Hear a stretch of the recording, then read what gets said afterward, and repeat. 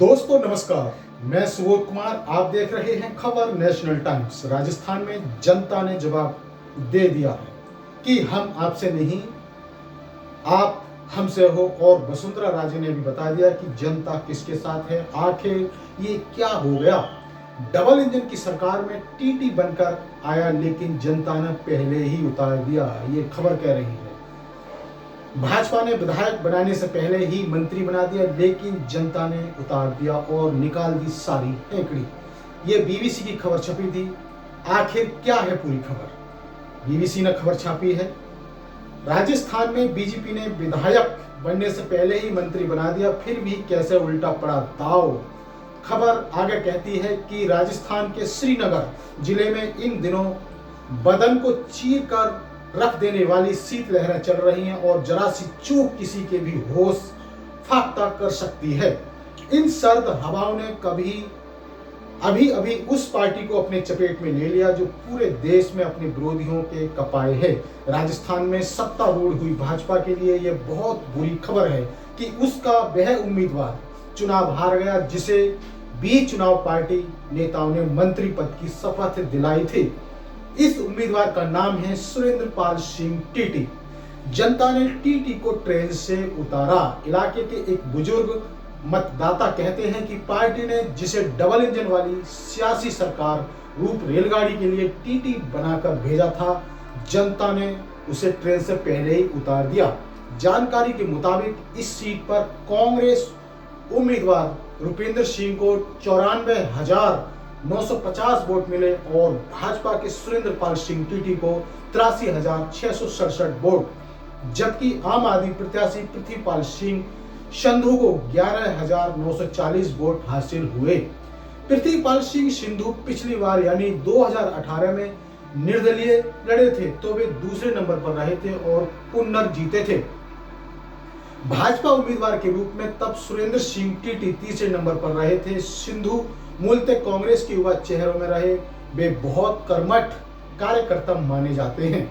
राजस्थान की भारतीय जनता पार्टी सरकार में शीर्ष पर बैठे लोगों, पार्टी के प्रमुख नेताओं और हाईकमान के स्तर पर सत्ता के केंद्रीय कक्ष से राजनीति के असुओं की बलगा थामे रणनीतिकारों ने बहुत पहले ही श्री करण कुमार उपचुनाव में दौड़ रहे अपने घोड़ों के कदमों की आहट को जान लिया था।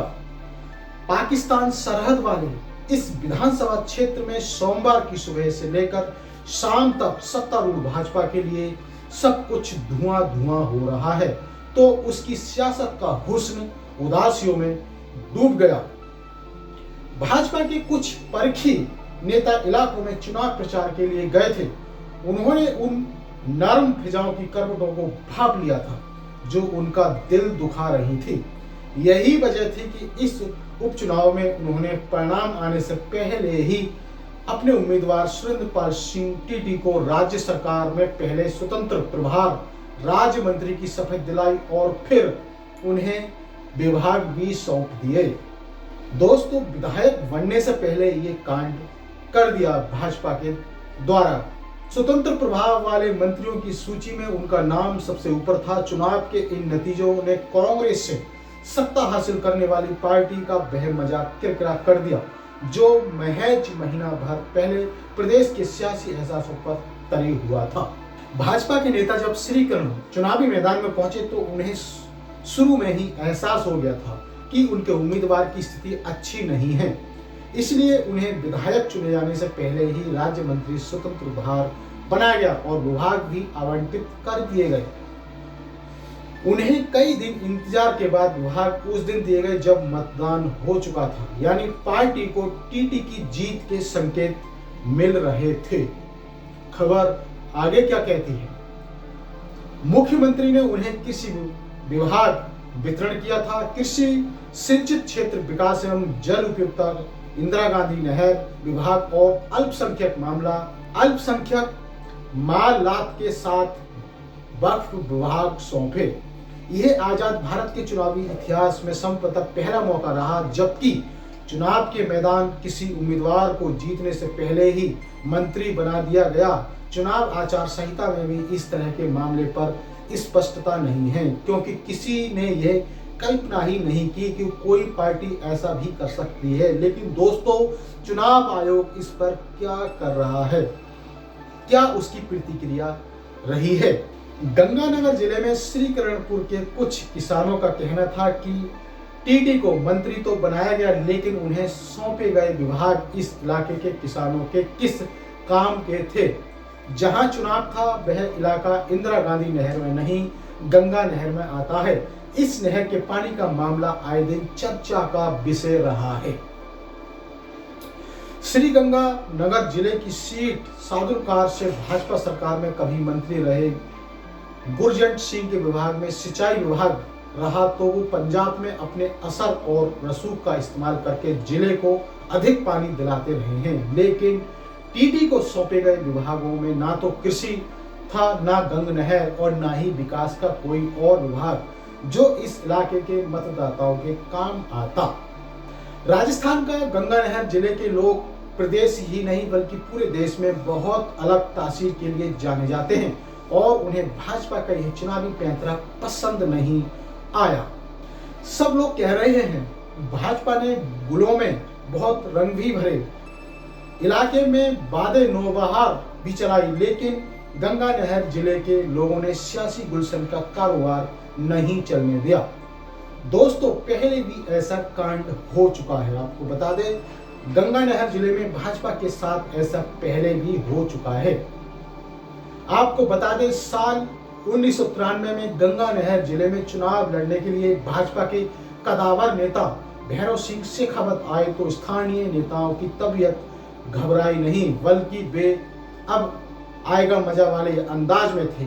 शेखावत को नामांकन भरते ही खटका तो हुआ, लेकिन रणनीतिकारों ने कहा कि इलाके के लोग इतनी नादानी थोड़ी करेंगे कि मुख्यमंत्री बनने वाली शख्सियत को चुनाव हरा दें। पूरा जमींदार और व्यापारी तबका तो उस चुनाव में शेखावत के साथ ही था।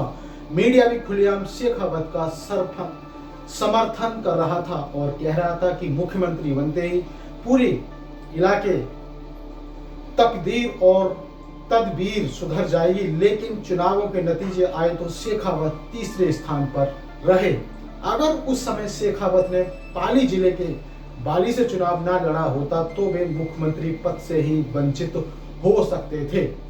श्रीकरणपुर विधानसभा सीट पर इस बार कांग्रेस के उम्मीदवार गुरमीत सिंह कुन्नर थे। वे विपक्षी, वे पिछली बार विधानसभा का चुनाव जीते थे, लेकिन मंत्रिमंडल में शामिल नहीं किए गए थे। पिछले साल के आखिरी महीने में वे बहुत बीमार थे। वह चाह रहे थे कि इस बार पार्टी उनके बजाय उनके बेटे को चुनाव लड़वाए, लेकिन पार्टी ने उन्हें ही टिकट दिया। इस बीच कुन्नर का निधन हो गया और पार्टी ने उनके बेटे रुपेंद्र सिंह कुन्नर को प्रत्याशी बनाया। रुपेंद्र सिंह कुन्नर की राहें बहुत मुश्किल थीं, लेकिन पिता की मृत्यु की सहानुभूति और लोगों के बदले हुए रुख से उन्हें कामयाबी मिल गई। टीटी को मंत्री बनाने से इलाके के लोगों का लगा कि उनके चुनने के संवैधानिक अधिकार का अपहरण है। पूर्व मुख्यमंत्री और कांग्रेस नेता अशोक गहलोत ने इन नतीजों पर कहा, श्रीकरणपुर की जनता ने भारतीय जनता पार्टी के अभिमान को हराया है। चुनाव के बीच प्रत्याशी को मंत्री बनाकर आचार संहिता और नैतिकता की धज्जियां उड़ाने वाली भाजपा को जनता ने सबक सिखाया है। ये कांग्रेस के द्वारा कहा गया है। इस खबर में कांग्रेस के प्रदेश अध्यक्ष गोविंद सिंह डोटासरा ने कहा कि फर्जी सरकार 1 महीने में ही जनता का विश्वास खो चुकी है। कांग्रेस के प्रदेश अध्यक्ष गोविंद सिंह डोटासरा ने कहा कि पर्ची सरकार 1 महीने में ही जनता का विश्वास खो चुकी है। फैसले जनता की भावना से हुआ करते हैं, दिल्ली की पर्ची से नहीं। हर छोटी बड़ी बात पर बयानबाजी करने वाले भाजपा के नेताओं में आज इस वधोत्ता है। अलबत्ता पार्टी के प्रदेश अध्यक्ष सीपी जोशी ने कहा कि हार के कारणों की समीक्षा करेंगे और उसके बाद ही कुछ कहा जा सकता है। गुरमीत सिंह कुन्नर कांग्रेस के सचिन पायलट खेमे से थे। सचिन पायलट ने भी रुपेंद्र सिंह कुन्नर के चुनाव में कई सभाएं की। पूर्व मुख्यमंत्री गहलोत और प्रदेश अध्यक्ष डोटासरा ने भी इलाके में चुनाव अभियान चलाया। कांग्रेस के सभी गुटों ने एकजुट से काम को लेकर हार को जीत में बदला। पायलट ने इस जीत पर कहा कि कुंडर ने अच्छे कामों और उनकी सियासी साख के कारण जनता ने उन्हें अपार प्रेम दिया है और यही उनकी प्रति सच्ची श्रद्धांजलि है। यही उनके प्रति सच्ची श्रद्धांजलि है। दरअसल इस इलाके में फजाओं ने करवट ले ली है और भाजपा ने हारने के बावजूद बहुत वोट बटोरे हैं। टीटी को पिछले चुनाव में 44,099 वोट मिले थे, जबकि इस बार 5 साल बाद 83,667 वोट मिले हैं। ये 2018 की तुलना में 39,567 वोट ज्यादा हैं। यानी भाजपा ने कांग्रेस की तुलना में अपनी संगठनात्मक मजबूती यहां भी दिखाई है। वैसे इस करारी हार के बाद टीटी ने अपने पद से तत्काल इस्तीफा दे दिया है। दोस्तों, आपको बता दें कि भाजपा इस उपचुनाव में हार तो गई है, लेकिन यह नहीं समझे कि वोटिंग मशीन में हेरा फेरी नहीं हुई है या नहीं की गई है। क्यों? क्योंकि भाजपा चाहती है कि भी लोकसभा 2024 का चुनाव जीते, ईवीएम में हेरा फेरी। तो लोगों को दिखाने के लिए, जनता को ये दिखाने के लिए किया गया है कि देखिए अब हम हार गए हैं। तो दोस्तों, ये थी बड़ी खबर। इसी तरह की खबरों से जुड़े रहने के लिए हमारे इस चैनल खबर नेशनल टाइम्स को जरूर सब्सक्राइब करें। सब्सक्राइब करने के साथ ही बेल आइकन जरूर दबाएं, जिससे कि आपके पास खबरों के नोटिफिकेशन आते रहें। तो मैं सुबोध कुमार फिर आऊँगा एक नई और बड़ी खबर पर लेकर। तब तक के लिए धन्यवाद। नमस्कार।